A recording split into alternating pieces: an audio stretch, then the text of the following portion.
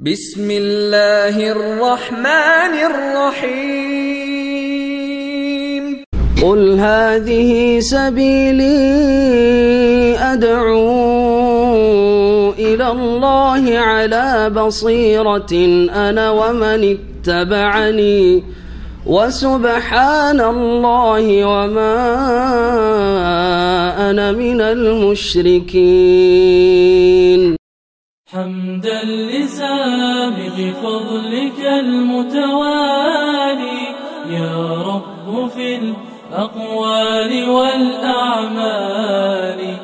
جئنا إلى دنيا الشتات فها هنا صنم يمجد أو ضريح بالي. سحب الغواية والصواعق حولها عند السفوح على شفا الأهوال. فهديت للإسلام أمة أحمد ورسمت منهج دربها المتعالي ورسمت منهج دربها المتعالي. إسلامنا نور الحياة ومرشد للكائنات إلى الفلاح السرمدي. إسلامنا نور الحياة ومرشد للكائنات إلى الفلاح السرمدي. إسلامنا عبق الوجود وغاية وسلامة وهداية للمهتدي. إسلامنا للناس فجر مشرق يكسو السماء على طريقة أحمدي. السلام عليكم ورحمة الله وبركاته.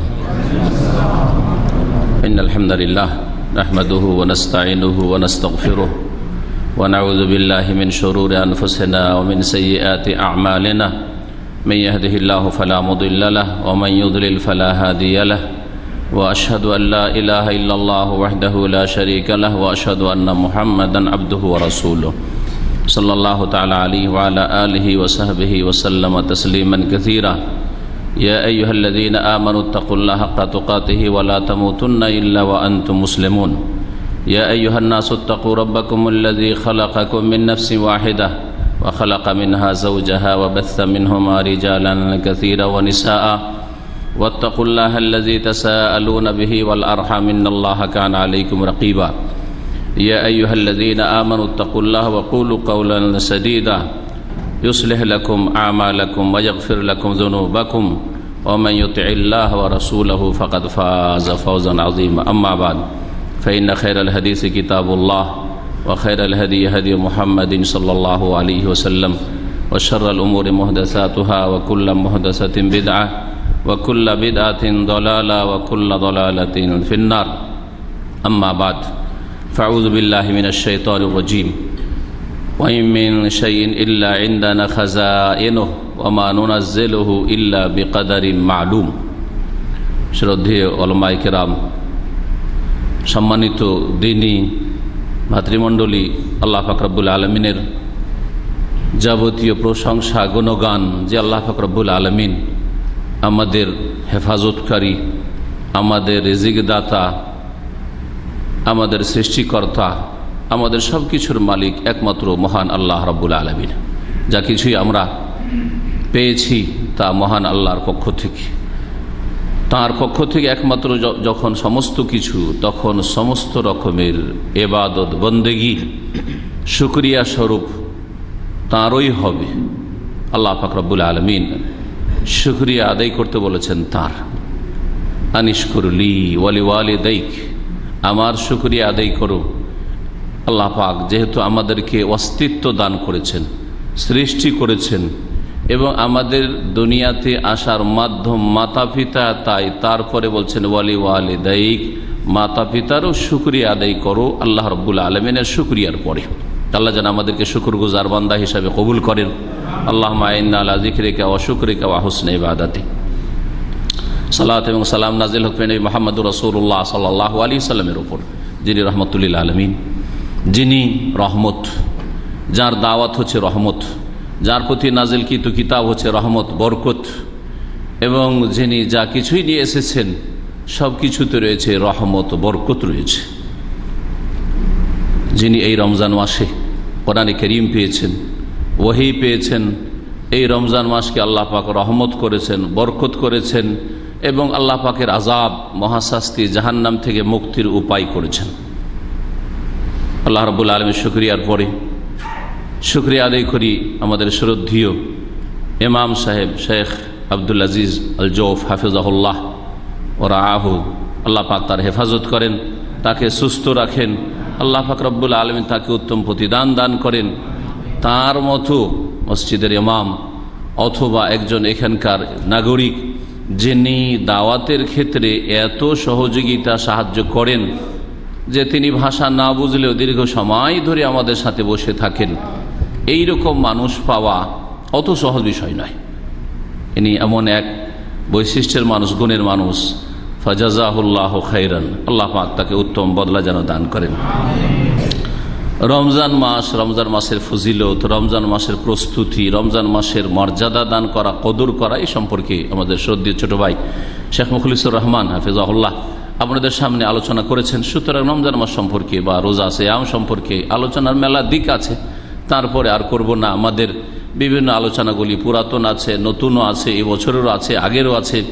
রমজান মাসের মাসাইল বা অন্য যে কোনো দিক রয়েছে ইনশাআল্লাহ সব আলোচনায় চেষ্টা করলে পাবেন, নেটে পাবেন অথবা সরাসরি ইসলামী সেন্টারে চলে আসলে পাবেন, সেখানে এসে মেমোরিতে পাবেন, বিভিন্নভাবে পাবেন।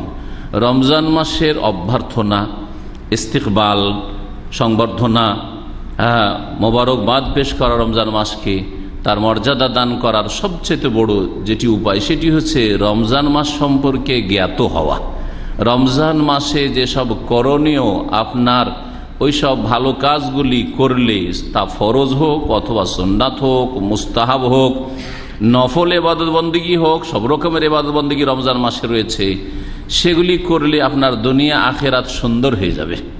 আপনার শরীরে বরকত হবে, আপনার রুজিতে বরকত হবে, আপনার পরিবার ছেলে মেয়েতে বরকত হবে, আপনার দুনিয়াও সুখী হবে, আখেরাত তো সুখী হবে, যেটা হচ্ছে স্থায়ী জগৎ। এই রমজান মাস সম্পর্কে জ্ঞান অর্জন করা, রমজান মাসের বিধিবিধান, মাসলা মাসাইল সম্পর্কে জ্ঞান অর্জন করা, এটা হচ্ছে শ্রদ্ধা জানানো সত্যিকার অর্থে এই মাসের। যদি রমজান মাস সম্পর্কে আপনি নাই জানেন যে কি গুরুত্ব রয়েছে, এতে কি আমলগুলি রয়েছে, এতে যেসব মাসাইল রয়েছে, কোনটা কোন তরিকায় করতে হবে, কোন তরিকাটা ভুল তরিকায় মানুষ করে থাকে, এ সমস্ত কিছু ইতিবাচক নেতিবাচক, কোনটা করব কোনটা করব না, কি করব কি করব না, এসব যদি না জানেন তাহলে আপনি কোনো কদর করলেন না এই মাহে রমজানের। আল্লাহ রাব্বুল আলামিন যেন এই রমজান মাস এবং তার সিয়াম, রোজা, কিয়াম, তারাবি এবং অন্যান্য যে সমস্ত বিষয় রয়েছে সব বিষয় সম্পর্কে ইলম হাসিল করার তৌফিক দান করেন। কারণ আমল করার আগে, রোজা রাখার আগে রোজার মাসাইল জানতে হবে, তারাবি পড়ার আগে তারাবির মাসাইল জানতে হবে, সাহরি খাওয়ার আগে সাহরির মাসাইল, সহুরের মাসাইল জানতে হবে। সহুর খাচ্ছেন, রোজার নিয়ত পড়ছেন, আপনি ভুল কাজ করছেন, আপনি রোজাকে বরবাদ করে দিচ্ছেন। শুধু একটি উদাহরণ দিলাম, এইরকম মেলা উদাহরণ হতে পারে যেগুলি করা চলবে না, আপনি করছেন, যার ফলে আপনার রোজাটাকে বরবাদ করে ফেলছেন। তারাবি পড়ছেন, নাওয়াইতো দিয়ে তারাবি পড়ছেন, আপনার তারাবিটাকে বরবাদ করে দিচ্ছেন। মান আমিলা আমালান লাইসা আলাইহি আমরুনা ফাহুয়া রাদ্দুন। কেউ যদি এমন কোন আমল করে যেই আমল রাসূলুল্লাহ সাল্লাল্লাহু আলাইহি ওয়াসাল্লামের আদর্শ নয়, এইভাবে রাসূলুল্লাহ নাওয়াইতো দিয়ে তারাবি শুরু করেননি, নাওয়াইতো দিয়ে রোজা শুরু করেননি, অন্তরের নিয়ত হচ্ছে নিয়ত, মুখের নিয়ত পড়া এটা মন গড়া কথা, না কোরআনে আছে, না হাদিসে আছে, না সাহাবায়ে কেরামদের আমলে আছে, না চার ইমামের মাযহাবে আছে, কোথাও নেই। তার ফলেও গায়ের জ্বলে বাপদাদা করে এসছে, মুরব্বীর বুজরুগিরা বিদাতি বহু মোল্লারা করে এসে আপনারা তাদেরকে আদর্শ মনে করছেন, ভুল পথে আছেন। চোখ খুলেন, হ্যাঁ দিল খুলেন এবং জানার চেষ্টা করেন, না হলে বড়ই লাঞ্ছিত হইতে হবে, অপদস্থ হইতে হবে এবং তখন বড়ই আক্ষেপ করতে হবে যে এত আমল করলাম, তারাবি এত পড়লাম, আর রোজা এত রাখলাম এত বছর ধরে, আর এত লাইলাতুল কাদার করলাম, এত এই করলাম সেই করলাম, শেষখানে ওয়াল্লাযীনা কাফারু আমালুহুম কাসারাব, যেমন কাফেরদের আমল মরিচিকার মতো, তেমন বেদাতীদের আমল হচ্ছে ফাহুয়া রাদ্দুন, প্রত্যাখ্যাত।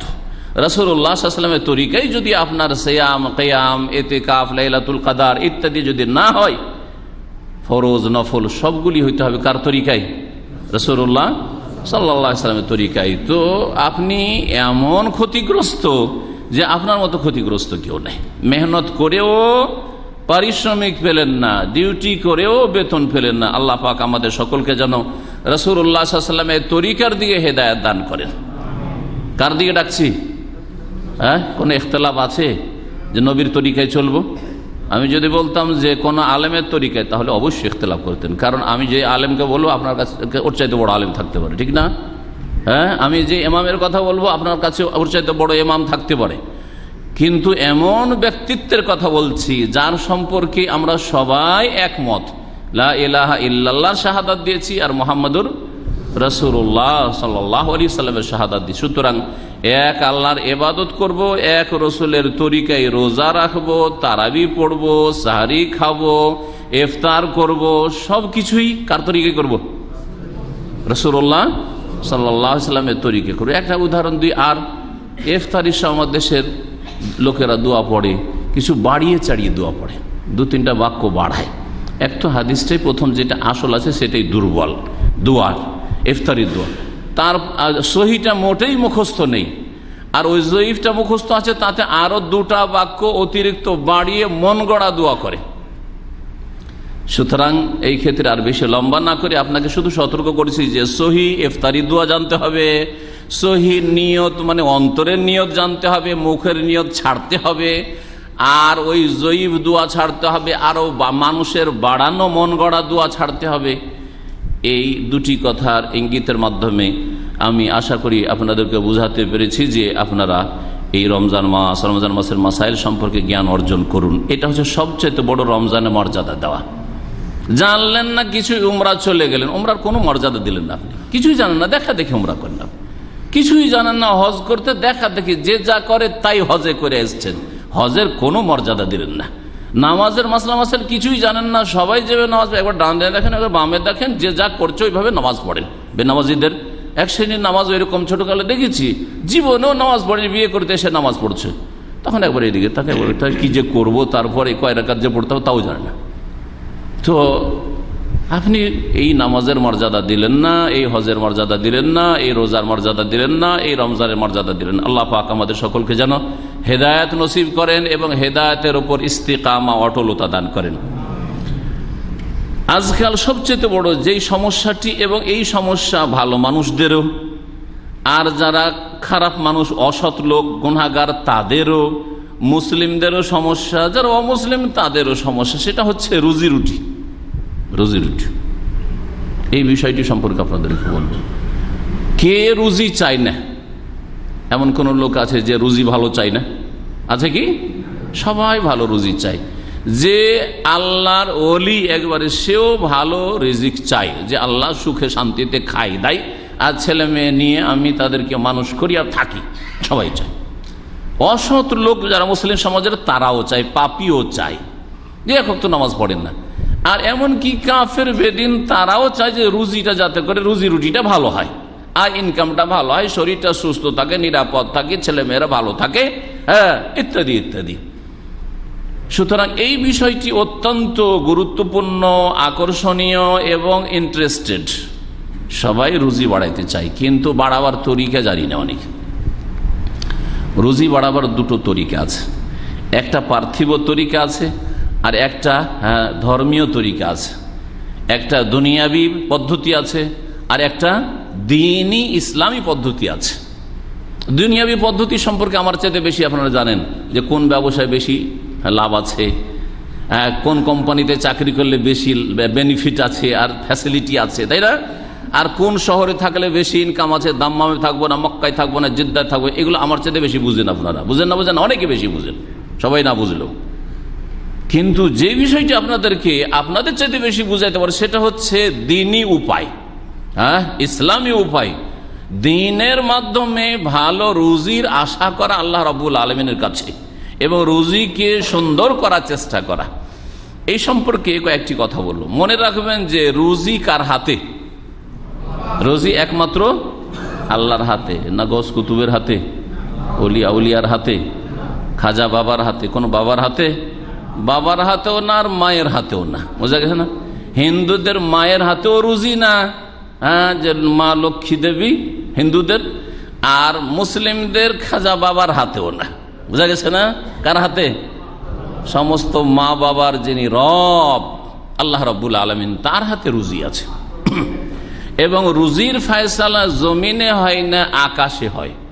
রুজির ফয়সালার ক্ষেত্রে আল্লাহ রাব্বুল আলামিন একাই সিদ্ধান্ত নেন, হ্যাঁ, কারো সিদ্ধান্ত সেখানে চলে না। যদি মানুষের সেখানে সিদ্ধান্ত চলতো তো যে যার দুশ্মন তার রুজিকে খারাপ করে দিত, অবস্থায় খারাপ করে দিত, তাই না?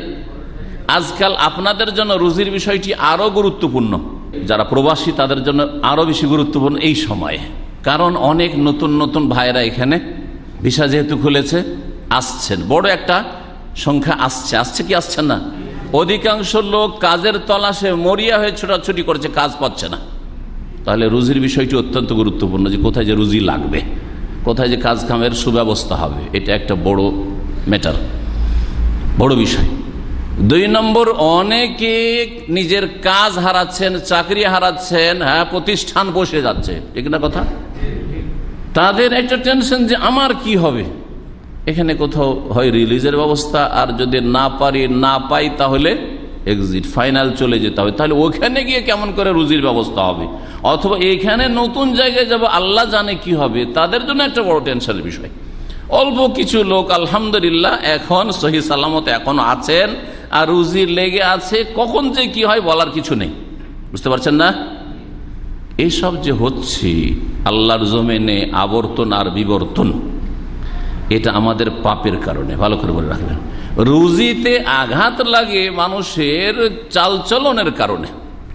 ভালো করে শুনে রাখেন, কারো রুজি চলে যাচ্ছে, কেউ রুজির তলাশে ছোটাছুটি করছে, পাচ্ছে না, একমাত্র আমাদের পাপের কারণে, একমাত্র আমাদের পাপের কারণে। মনে রাখবেন। সুতরাং আমাদেরকে সবচেয়ে বড় যে কথাটি, সেটা আমাদেরকে সৎ হইতে হবে, পাপ মুক্ত হইতে হবে, গুনাহ মুক্ত হইতে হবে, আল্লাহর ভয় অন্তরে পয়দা করতে হবে, সোজা রাস্তা ধরতে হবে, বাঁকা রাস্তা বাদ দিয়ে। আল্লাহ রাব্বুল আলামিন রিজিকের দায়িত্ব নিয়েছেন, অবশ্যই রিজিক তিনি পৌঁছাবেন। কিভাবে পৌঁছাবেন? আপনাকে শুধু হরকত করতে হবে, বরকত আল্লাহ দেবেন, এটা বিশ্বাস রাখতে হবে। কোরআনে কারীমের একটি আয়াত দিয়ে শুরু করেছি, সূরা হিজরের আয়াত নম্বর 21। মহান আল্লাহ ইরশাদ করছেন, ওয়াইম মিন শাইইন ইল্লা ইনদানা খাযাইনুহু, এমন কোনো সৃষ্টি নেই, শুধু মানুষ না, আমরা রিজিকের জন্য বেশি পেরেশান, তাই না? মানুষকে রাখেন একদিকে, শ্রেষ্ঠ সৃষ্টি আল্লাহ পাকের মখলুক, আর অন্য যতগুলি প্রাণী আছে সেগুলিকে একদিকে রাখেন। রিজিকের, টাকা পয়সার, আর খাবো দাবো, কি খাবো, কেমন করে চলবো, কার চিন্তা বেশি? গরু ছাগলের চিন্তা বেশি, সাপ বিচ্ছুর চিন্তা বেশি, পাখির চিন্তা বেশি, না আমাদের চিন্তা বেশি? পাখির কোনো চিন্তা নেই, সারাদিন খেয়ে দিয়ে পেট ভর্তি করে এসে বাসাতে বসে, কোনো চিন্তা নেই তার। সকালে আবার বেরোবো, কোথাও রুজি পেয়ে যাবো, তাই না? তারা স্টক করতে জানে না। আমরা 5 বছর, 10 বছর, অনেকে 50 বছরও খেতে পারবেন। অনেকে এত কিছু করেছেন যে বাড়িতে ঘুমিয়ে ঘুমিয়ে শুধু ভাড়া আসছে, 5 তলা 10 তলা বিল্ডিং তৈরি করে নিয়েছেন, আর ভাড়া আসছে, ভাড়া থেকে ঘুমিয়ে ঘুমিয়ে খেতে পাবেন, আছে না? তারপরেও শান্তি না, টেনশনের শেষ নেই, আরো কয়েকটা বিল্ডিং লাগবে। জাহান্নাম হয়ে গেছে পেট অসৎ লোকদের, জাহান্নামের মতো হয়ে গেছে। হালমে মাজিদ, আরো লাগবে, আরো আছে কিনা, আরো পয়সা লাগবে। এই হয়েছে অবস্থা। আমরা সবচেয়ে বেশি বিচক্ষণ, মানব জাতি সমস্ত মাখলুকাত প্রাণীর মধ্যে সবচেয়ে বিচক্ষণ, সবচেয়ে চালাক, আর সবচেয়ে বেশি শক্তিশালী, বুদ্ধিমান। আর তারপরে সবচেয়ে বেশি টেনশন আমাদের পেটের ভাতের জন্য, রুজির জন্য। আশ্চর্য বিষয়, কিন্তু এটা চিন্তার বিষয়। আল্লাহর ভরসা হারিয়ে দিয়েছি। এবং আল্লাহর যে রাস্তা বাতলিয়েছেন সেই রাস্তা আমরা একবারে উপেক্ষা করেছি, ছেড়ে দিয়েছি। মহান আল্লাহ বলছেন ওয়াইম মিন শাইইন ইল্লা ইনদানা খাযাইনুহু, এমন কিছু নেই যে যার উপজীবিকা রিজিকের খাজানা ভান্ডার আমার কাছে নেই। যে কোনো প্রাণীর, শুধু মানুষ না, আমার আপনার রিজিকের ভান্ডার কার কাছে আছে?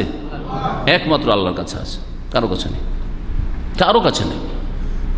ওয়া নুনাজ্জিলুহু ইল্লা বিকাদারি মালুম, আর আমি নামিয়ে থাকি জমিনে ওই ব্যক্তির কাছে বা ওই প্রাণীর কাছে নির্দিষ্ট পরিমাণে।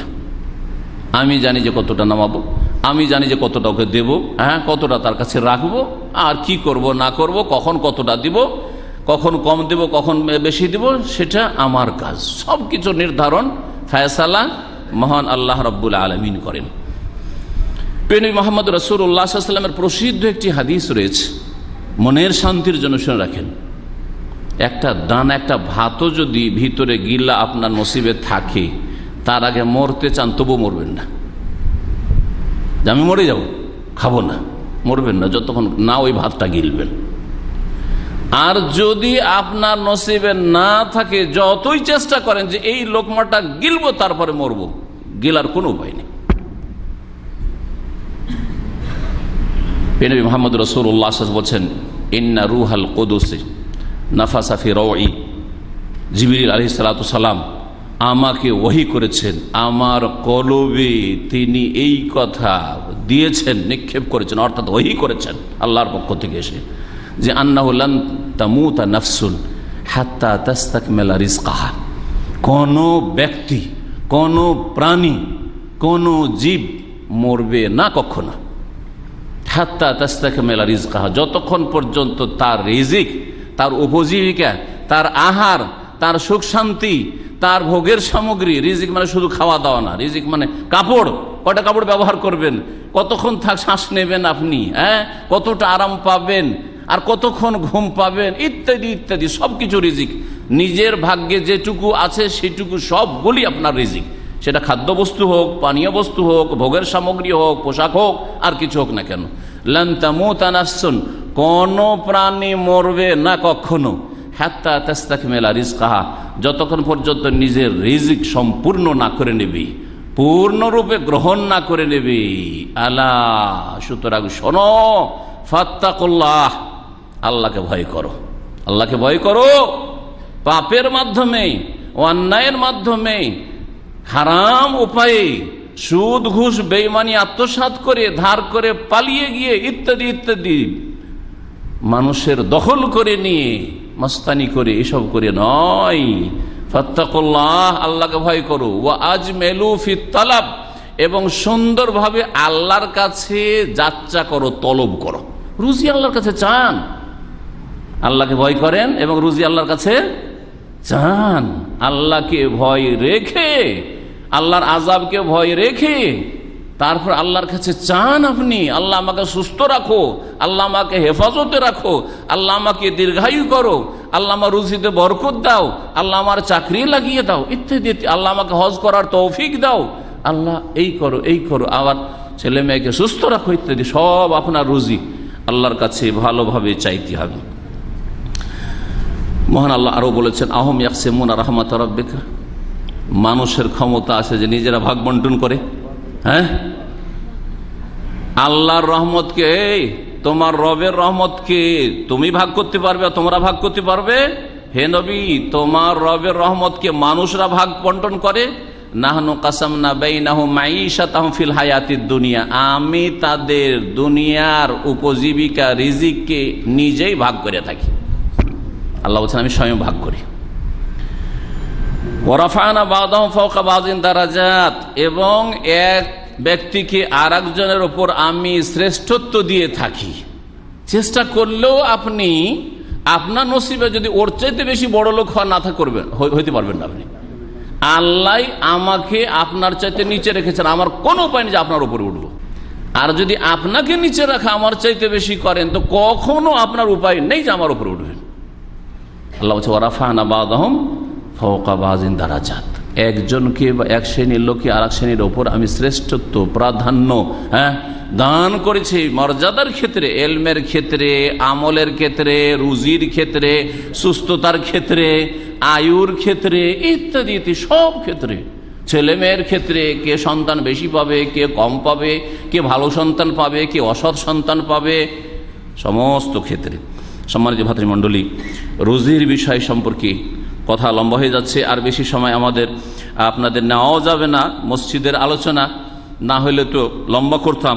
মনে রাখবেন, রুজি সুন্দর করার এবং রুজিকে বৃদ্ধি করার, হ্যাঁ, রুজি লাগাবার, যা রুজি নেই, কাজকর্ম নেই, কাজের ব্যবস্থার জন্য, যার চাকরি চলে যাচ্ছে আল্লাহ উত্তম বিকল্প ভালো ব্যবস্থা দাও, যার লেগে আছে আল্লাহ এটাকে কন্টিনিউ করো, স্থায়ী করো ইত্যাদি। সবাই কিন্তু আমরা রুজির মহতাজ। সর্বপ্রথম যে কাজটি করতে হবে, আল্লাহর প্রতি ঈমান সুন্দর করতে হবে। আমরা জাতিগত মুসলিম, কিন্তু জাতিগত ইসলাম আর ঈমান যথেষ্ট না। কাজে কর্মে, অন্তরে, কথায়, কাজে মুমিন হইতে হবে, ঈমানদার হইতে হবে।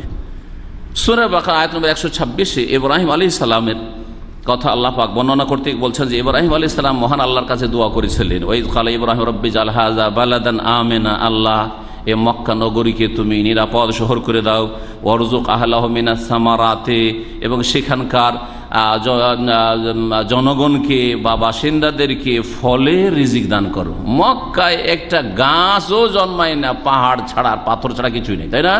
আর ফলের রিজিক চাইছেন ইব্রাহিম আলাইহিস সালাম। আজব কথা, তাই না? আমরা সাধারণত যেটা সম্ভাবনা সেটাই চাই, অসম্ভব কিছু মনে হচ্ছে বাহ্যিক দৃষ্টিতে, তা চাইছেন। আল্লাহ ফলের রিজিক মক্কাওয়ালাকে দাও, মক্কার বাসিন্দাদেরকে। কিন্তু কারাকে?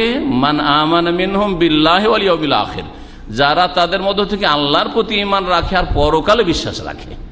আল্লাহর ভয় রাখা, আল্লাহর প্রতি বিশ্বাস রাখা, আল্লাহ আমার সৃষ্টিকর্তা, আল্লাহ আমার মাবুদ, তার ইবাদতবন্দি করতে হবে, এই জন্য আল্লাহ সৃষ্টি করেছেন, এবং পরকালে আল্লাহর সামনে আখিরাতে হাজির হইতে হবে, আখিরাতের প্রতি ঈমান। 2 নম্বর রিজিক সুন্দর করার উপায় হচ্ছে আল্লাহর ভয় ভীতি। আল্লাহর ভয় ভীতি সম্পর্কে একটি হাদিস একটু আগে শোনাইলাম। কোরআনে কারিমে অনেক আয়াত রয়েছে।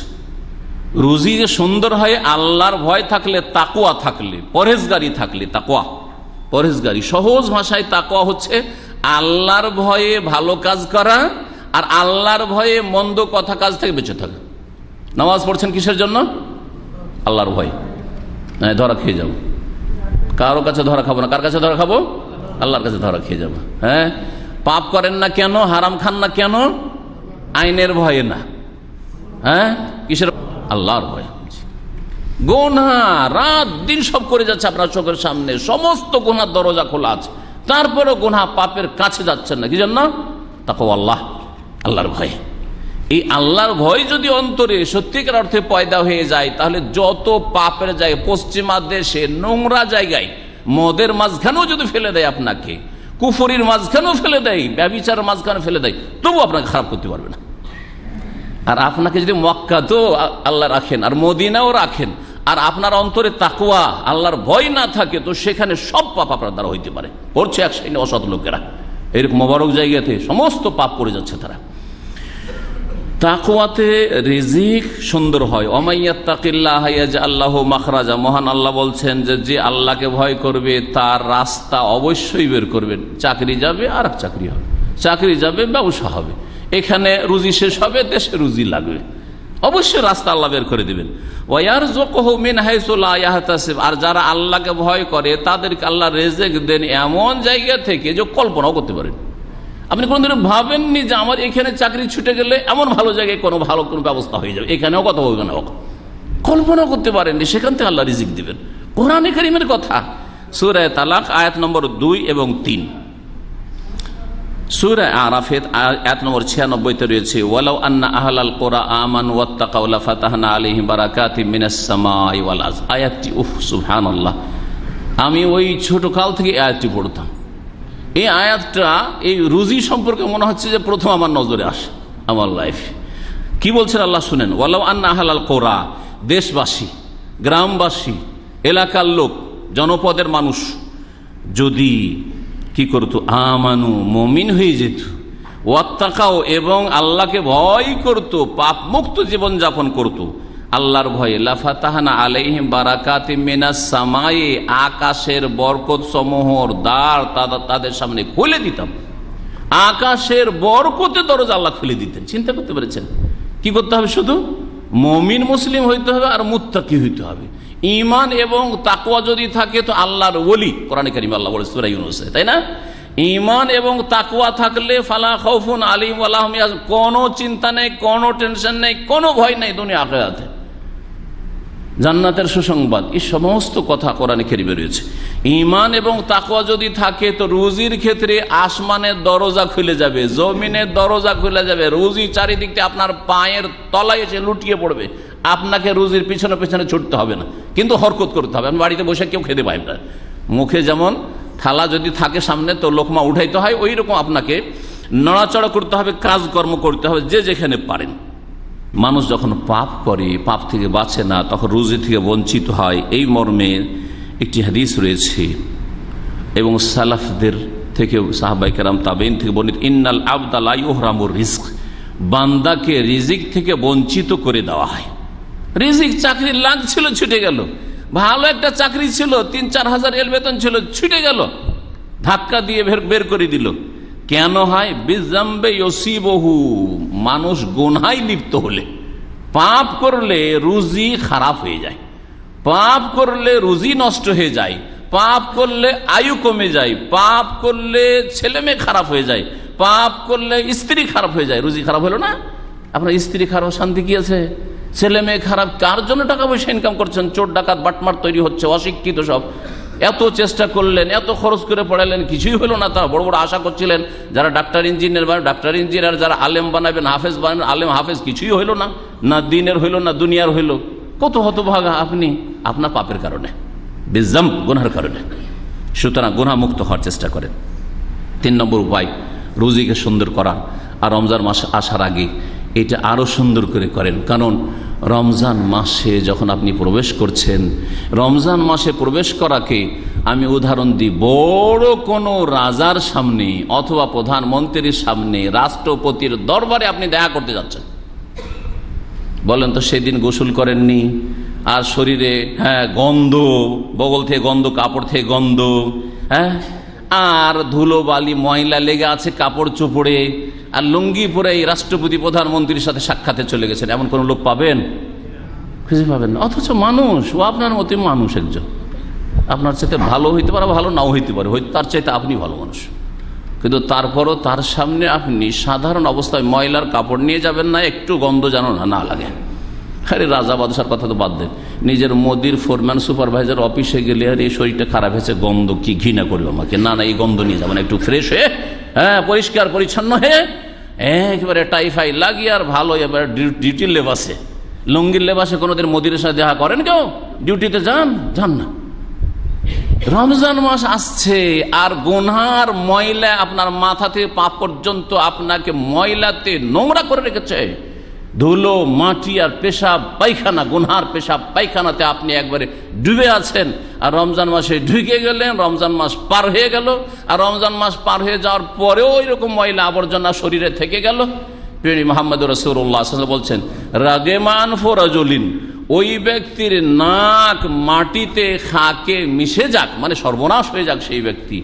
মান আদরাকাহু রমাজান, তাকে রমজান তো পেল, বা রমজান সে পেল, রমজান মাস পেলেন, এমন না যে রমজান মাসের আগে মারা গেছেন, রমজান মাস পেলেন, ফালাম ইউগফার লাহু, তারপরও তার গোনা খাতা মাফ হইল না।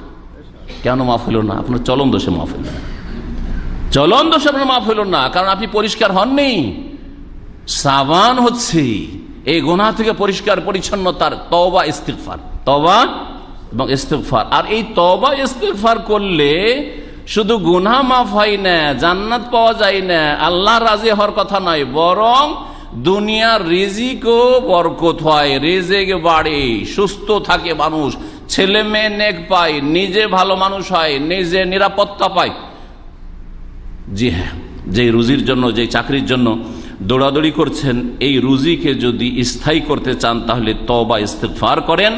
আর এই রমজান মাস আসছে, তার আগে একটা সুবর্ণ সুযোগ আছে, কারণ এটা হচ্ছে একটা ইউটার্ন। মানুষ এখানে এসে একটু চিন্তা করে, বিবেকে ধাক্কা দেয় যে সবাই এত ভালো কাজ করছে, ফরজ নামাজ 5 ওয়াক্ত পড়ছে, মসজিদে জায়গা পাওয়া যায় না, আর আমি এরকম হতভাগা বেদিন হয়ে বসে আছি, ঠিকভাবে রোজাও রাখি না, 5 ওয়াক্ত নামাজও পড়ি না, ফজরে যাই না, কত আমি হতভাগা মরদুদ, আমি কার সঙ্গী? নবী রাসূলের সঙ্গী না, আমি ইবলিস শয়তানের সঙ্গী। এসব কথা একজন মুসলিমকে মাঝে মাঝে ধাক্কা দেয়, কিন্তু অনেকে সংশোধন করে না, ওই ইবলিস শয়তানের সাথে থেকে যায়। শোনেন, তওবা ইস্তেগফার করলে রুজিতে বরকত হয়। এ মর্মে কোরআন কারীমের কয়েক জায়গাতে আয়াত রয়েছে। সূরা নূহে আছে, সূরা হুদে আছে। সূরা নূহের আয়াতগুলি 10 থেকে 12 শোনাই। নূহ আলাইহিস সালাম বলছেন, ফাকুলতু ইস্তাগফিরু রাব্বাকুম, আমার জাতিকে 950 বছর ধরে দ্বীনের দাওয়াত দিলাম এবং তাদেরকে বললাম ইস্তাগফিরু রাব্বাকুম ইন্নাহু কানা গাফফারা, হে জাতির লোকেরা তোমরা তোমাদের রবের কাছে তওবা ইস্তেগফার করো, ক্ষমা প্রার্থনা করো, কারণ তিনি বড় মার্জনাকারী, যতই ভুল করো ক্ষমা চাইলে আল্লাহ পাক ক্ষমা করে দেন, মাফ করে দেন। আমরা মানুষও সংকীর্ণ মাফ করি না, অনেক সময় ধাক্কা দিয়ে বের করে দিই, কিন্তু আল্লাহ ধাক্কা দিয়ে বের করেন না। যে মাফ চায় তাকে অবশ্যই মাফ করে আল্লাহ রাব্বুল আলামিন, এত আরহামুর রাহিমিন, তিনি এত দয়ালু। আর রুজির বরকতের কথা শুনেন, তওবা ইস্তেগফার করলে ইউরসিলিস সামা আলাইকুম মিদরারা, আকাশ থেকে মুষলধারে বৃষ্টি বর্ষণ করেন যদি ইস্তেগফার করে আল্লাহর কাছে ক্ষমা চাও। তাহলে বৃষ্টি হবে, তাহলে তো ফসল হবে, বৃষ্টি হবে তাহলে তো দেশে যখন আপনার খাদ্যদ্রব্য যথেষ্ট পরিমাণে থাকবে, সস্তা খাবার পাওয়া যাবে, শাকসবজি পাওয়া যাবে, তখন না। আর দেশে যদি দুর্ভিক্ষ, খাবার পাওয়া যায় না, তাহলে তো মার্কেটে গেলেও খুঁজে পাবেন না, পয়সা থেকেও না খেয়ে মরতে হবে, আর পয়সাই কোত্থেকে আসবে? ইউরসিলিস সামা আলাইকুম মিদরার ওয়া ইউমদিদকুম বিআমওয়ালিন ওয়া বানিনা, আর ইস্তেগফার আল্লাহর কাছে ক্ষমা যদি চাও তাহলে আল্লাহ তোমাদের সাহায্য করবেন বেআমওয়াল, ধন সম্পদ, মাল দিয়ে, চাকরি দিয়ে, টাকা পয়সা দিয়ে, রিয়াল দিয়ে, ওয়া বানিন, এবং সন্তান সন্ততি দিয়ে। সন্তান, ছেলে সন্তানে বেশি আগ্রহী, ছেলে সন্তানের কথা আল্লাহ বলছেন, মেয়ে সন্তানও দেবেন, ছেলে সন্তানও দেবেন, যা চাইবেন তাই দেবেন যদি আল্লাহর কাছে ইস্তেগফার করেন। তাহলে ওয়াজআল লাকুম জান্নাত, তোমরা বাগানের মালিক হতে পারে, দুনিয়ায় আল্লাহ বাগান দেবেন। ওয়াজআল লাকুম আনহারা, আর নদী নালা আল্লাহ প্রবাহিত করবেন। আর না হলে যখন পানির দরকার তখন দিবেন শুকিয়ে, আর যখন পানি লাগবে না তখন বন্যা দিয়ে দিবেন ডুবিয়ে, যাতে কি হয়ে যাবে, কখনো শুকিয়ে যাওয়ার কারণে রুজি নেই, আর কখনো বন্যার কারণে রুজি নেই। আযাব আর আযাব, এটা কি হচ্ছে না দেশে? যে আমাদের পাপের কারণে, আর আল্লাহর দিকে ফিরে আসি না, তওবা ইস্তেগফার করি না। সেই জন্য আল্লাহ পাক রব্বুল আমাদেরকে যেন সকলকে হেদায়েত দান করেন। 4 নম্বর উপায় রুজি সুন্দর করার হচ্ছে আত্মীয়দের সাথে সুসম্পর্ক রাখা। দেখেন, অনেক বালা মুসিবত থেকে বাঁচতে পারবেন যদি আত্মীয়দের সাথে সুসম্পর্ক রাখেন। আল্লাহর ওয়াস্তে আপনি আপনার ভাই বোনদের সাথে ভালো সম্পর্ক রাখেন, আপনার চাচাদের সাথে সম্পর্ক রাখেন, আপনার মামাদের সাথে ভালো সম্পর্ক রাখেন, আপনার বাপ দাদা যারা আছে, প্রথম বাপ মা, তারপরে অন্যদের কথা বলছি, জি হ্যাঁ, তাদের সাথে আল্লাহর সন্তুষ্টি। এই জন্য নয় যে বাপ মার নামে জমি আছে সেই জন্য সোজা চলতে হবে বাপ মার সাথে।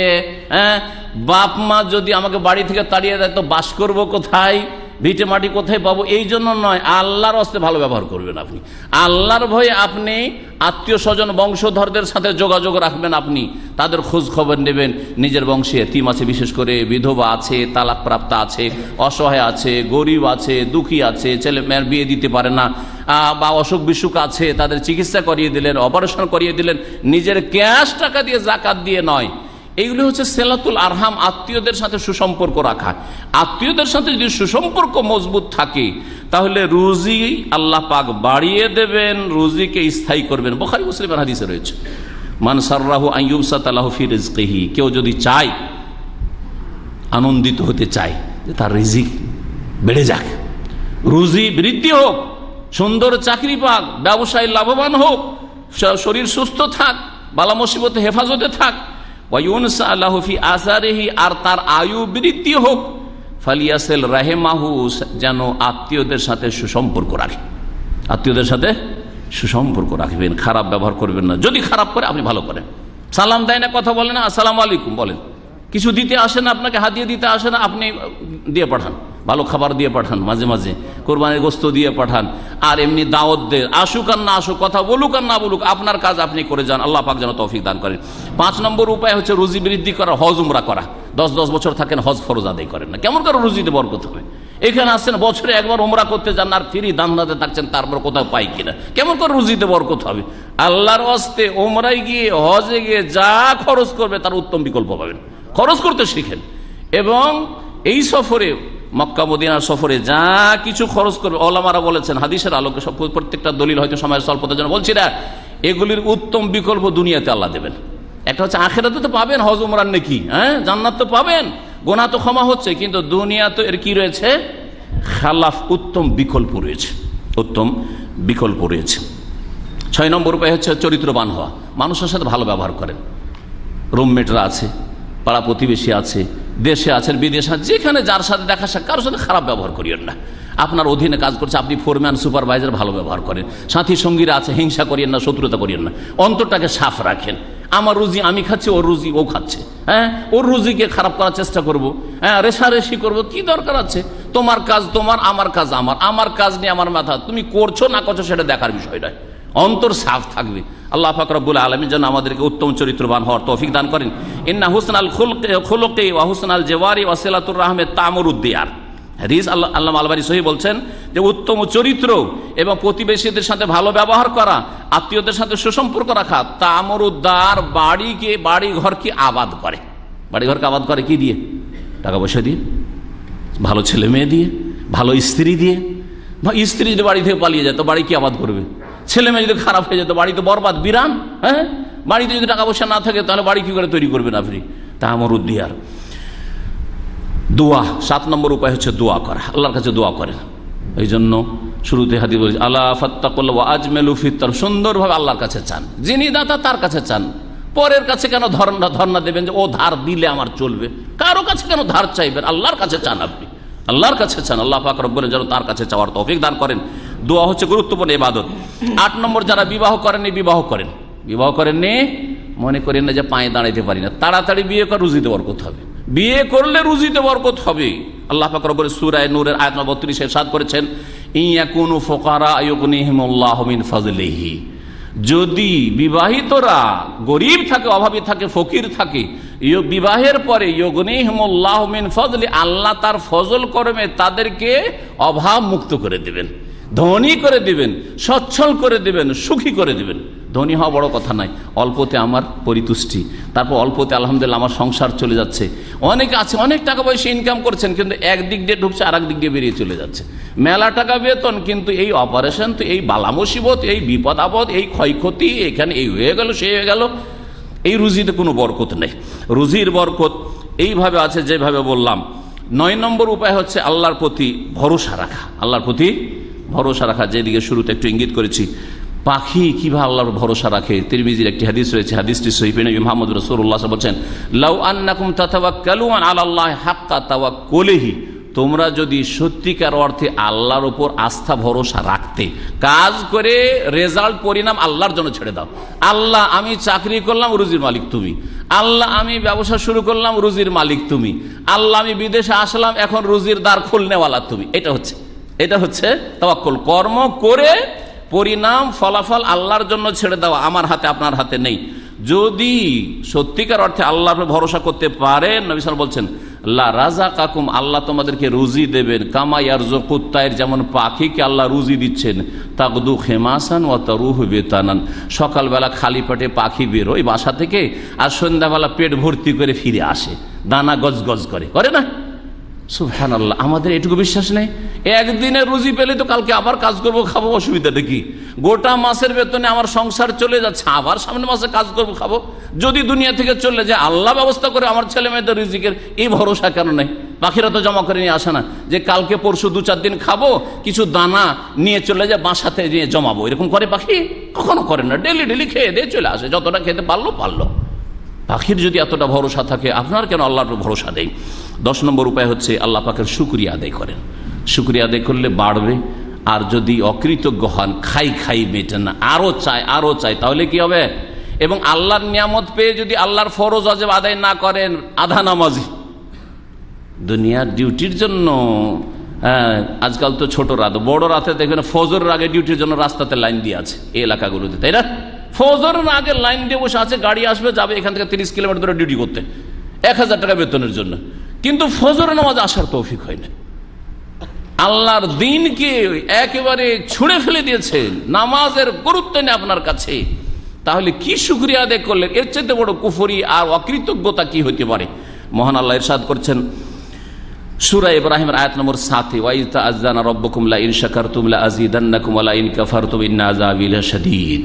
আল্লাহ পাক ঘোষণা করে জানিয়ে দিয়েছেন, ঘোষণা করে জানাচ্ছেন, লা ইন শাকারতুম, তোমরা যদি শুকরিয়া আদায় করো আল্লাহ, আল্লাহ তোমার খাই, তোমার গুণ গাই, আল্লাহ তোমার রুজি খাচ্ছি, সুতরাং তোমার আদেশগুলি মেনে চলবো। তুমি বলেছো খামসু সালাত 5 বার নামাজ পড়তে হবে, 5 বারই পড়বো। তুমি বলেছো ওয়ারকাউ মার রাখেন, জামাতে পড়তে হবে, জামাতে পড়বো। তুমি বলেছো আল্লাহ, তোমার নবী বলেছেন মান সাল্লা সুবহা ফাহুয়া ফি জিম্মাতিল্লাহ, ফজরের নামাজ পড়লে আল্লাহ হেফাজত করেন, আল্লাহ ফজরের নামাজ পড়বো তোমার রাসূলের কথা শুনে সাল্লাল্লাহু আলাইহি ওয়াসাল্লাম। এইভাবে যদি আল্লাহর শুকরিয়া আদায় করতে পারেন তো আল্লাহ পাক রব্বুল আলামিন রুজি বৃদ্ধি করবেন। ওয়ালা ইন কাফারতুম লা আযীদান্নাকুম, অবশ্যই রুজি বাড়িয়ে দেব। ওয়ালা ইন কাফারতুম, আর অকৃতজ্ঞ যদি না শুকরি করো, নেমক হারামি করো, তো আমার আযাব তোমাদের জন্য ইন্না আযাবি লাশাদীদ, কঠোর শাস্তি আমার রয়েছে। আল্লাহ পাক রব্বুল আলামিন আমাদেরকে সকলকে হেদায়েতের পথে চলার তৌফিক দান করেন। আল্লাহ আমাদের রিজিকে যেন বরকত দান করেন, আমাদের শরীরকে আল্লাহ পাক সুস্থ রাখেন, সমস্ত রকমের বালা মুসিবত থেকে আল্লাহ পাক যতদিন রাখবেন হেফাজতে রাখেন, সমস্ত ফিতনা থেকে, দিনের ফিতনা থেকে, দুনিয়ার ফিতনা থেকে, সমস্ত ফিতনা থেকে আল্লাহ পাক যেন আমাদেরকে নিরাপদ রাখেন। বিশেষ করে দোয়া করি আমাদের আমার পাশে যে শেখ সালিম উদ্দিন আছেন, দোয়া চেয়েছেন আপনাদের কাছে, আমাকে একবার স্মরণ করিয়েছেন যে একটু দোয়া করে দিবেন। উনি অসুস্থ আছেন একটা দুর্ঘটনার পরে, আল্লাহ পাক যেন তাকে শেফা দান করেন, এবং তার সাথে ফজলুর রহমান, সে অসুস্থ রয়েছে, আল্লাহ পাক যেন শেফা দান করেন। প্রায় আলহামদুলিল্লাহ সবাই সুস্থ হয়ে গেছে, শেখ সালিমও সুস্থ হয়ে গেছে, এই জন্য আপনাদের সামনে এসে বসে আছেন। তবে পূর্ণ সুস্থতার জন্য আরও দোয়া চান, আল্লাহ পাক যেন তাদেরকে পূর্ণ শেফা দান করেন। আর যেসব ভাইরা 2 জন ভাই ইন্তেকাল করেছেন, আল্লাহ পাক তাদের শাহাদাত কবুল করেন, শহীদের মর্যাদা দান করেন, তাদের রুহের মাগফিরাত করেন, তাদেরকে জান্নাতুল ফিরদৌস নসিব করেন। এবং দুনিয়া থেকে একদিন সকলকে যেতে হবে, আগে আর পরে এতটুকু পার্থক্য, হয়তো আগে চলে যাওয়াতেই তার জন্য কল্যাণ আছে। চিন্তা করুন যে আমি 2-4-5 বছর বাঁচলাম, কিন্তু আমার ঈমানটা রক্ষা করতে পারলাম না, ঈমান রক্ষা করতে পারলাম না, তো এই বাঁচা থাকাতে ফায়দা আছে না ঈমানের অবস্থা আজকে চলে যাওয়াতে ফায়দা? এই কথাগুলি আমরা অনেকে বুঝি না, যার ফলে মনে হয় যে আমাদের আগে যে চলে গেল ও ক্ষতিগ্রস্ত, আমি খুব লাভবান, আমি মেলা দিন বেঁচে আছি সেজন্য খুব লাভবান। আর যে দুনিয়া থেকে আগে চলে গেছে মনে হচ্ছে যে ও বেচারা চলে গেল রে, আর বেচারার ছেলে মেয়েরা সব বেচারা হয়ে গেল রে। এটা আমাদের এক শ্রেণীর মূর্খদের ধারণা, কিন্তু আসলে যে লোকটা ঈমানের হালাতে চলে গেল ও সবচেয়ে বেশি কামিয়াব।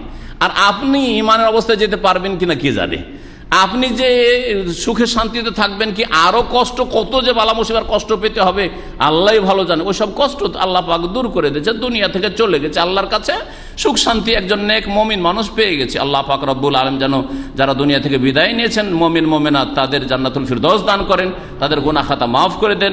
যেসব ভাই বোনেরা, আমাদের দিনী ভাই বোনেরা এখানে বিশেষ করে যারা হাজির হয়েছেন আর যারা হাজির হননি, সমস্ত মুসলিম ভাই বোনেরা যেখানে যারা অসুস্থ আছেন, আল্লাহ পাক সকলকে সুস্থতা দান করেন। আল্লাহ পাক আমাদের সকলকে হেফাজতে রাখেন, ফিতনা থেকে মুক্ত রাখেন। আল্লাহ পাক আমাদের রুজিতে বরকত দান করেন। আল্লাহ পাক রব্বুল আলামিন মানুষের দ্বারস্থ না করেন, তাকে ডাকার তৌফিক দান করেন, তার শুকরিয়া আদায়ের তৌফিক দান করেন, রমজান মাসের হক আদায় করার তৌফিক দান করেন। রমজান মাসের সিয়াম, কিয়াম, আরও যেসব ইবাদত বন্দিগি আছে, রমজান মাসে উমরা করা, আরও যতগুলি ইবাদত বন্দিগি আছে, আল্লাহ পাক সবগুলিতে বেশি বেশি অংশ নেওয়ার তৌফিক দান করেন। আল্লাহ পাক রব্বুল আলামিনের কাছে সার্বিক কল্যাণ চেয়ে আমার আলোচনা শেষ করছি। রব্বানা আতিনা ফিদ দুনিয়া হাসানা ওয়া ফিল আখিরাতি হাসানা ওয়া কিনা আযাবান নার। সুবহানা রাব্বিকা রাব্বিল ইজ্জাতি আম্মা ইয়াসিফুন ওয়া সালামুন আলাল মুরসালিন ওয়াল হামদুলিল্লাহি রাব্বিল আলামিন। حمدا لسابق فضلك المتوالي يا رب في الأقوال والأعمال.